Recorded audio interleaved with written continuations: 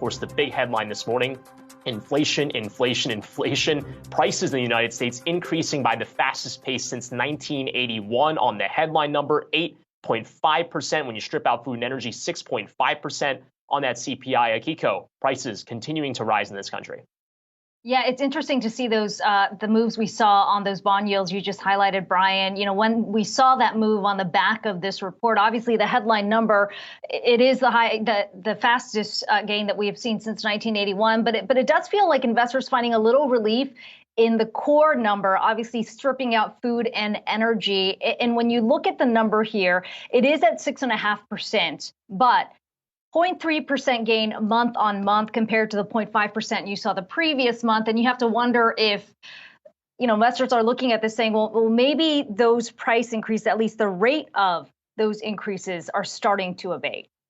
Yeah, and for what it's worth, I mean, people are pointing to some specific components of this report to say it's possible this could be a peak. When you take a look, for example, at used cars and trucks, this has been a major component of focus through the inflationary figures that we've gotten since the middle of last year. Actually, used car and truck prices decreasing by 3.8%. But when you look across the board, it's not just gasoline and the commodities related increases that were driving a lot of the March gains. That was certainly a big part of it. But all the adjacent categories have seen that bleed through as well. When you take a look, for example, at airline fares up 10.7%. You and I have both noticed that, as we had in our conversation with Helene Becker yesterday. So obviously, Akiko, commodities very much remaining a part of the picture. The Biden administration trying to pin this on the war in Ukraine, that has certainly had an effect. But look, we have to remember the inflationary pressures that we saw actually preceded the beginning of the Russia-Ukraine conflict at the end of February.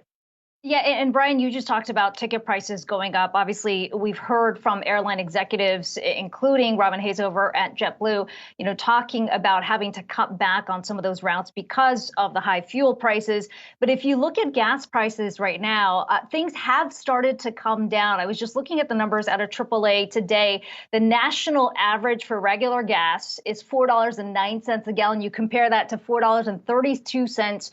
That's where we were a month ago. So that's some sign of relief. Whether that can be sustained is a whole nother question. And of course, as you said, the Biden administration really trying to get out in front of the messaging to say we are acting on this. And today we're going to see the president travel to Iowa to announce he's suspending this federal rule that essentially prevents the sale of gas blended with higher ethanol content.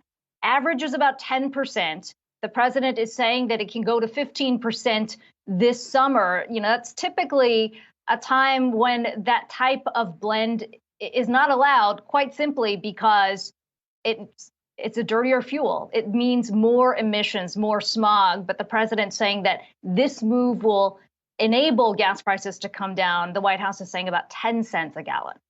Yeah, and for what it's worth, again, Brent and WTI, the price has come down over the last 4 weeks or so, but it has not bled through to the prices that people are paying at the pump. But Akiko, I mean, just to kind of remove ourselves from the technical terminology of CPI year over year, month over month, I mean, Americans are feeling this. And when I have conversations with my friends and my family, they're all noticing this. And the one thing they always point out is the increasing price of gas. So even though you have some economists, I've seen so many notes in just the last 2.5 hours saying it's possible this could be the peak here. But I could imagine a scenario where the headline CPI number comes down. Maybe core CPI is going to come down actually faster because energy prices come back down. But at the end of the day, if people are still paying relatively elevated prices compared to where it was, let's say a year ago, that's going to be a very painful pinch, especially on those lower income households that spend a higher share of their income on these energy prices. So again, even if this is the peak on a number wise basis, I feel like the issues that Americans are really concerned about is not necessarily going to abate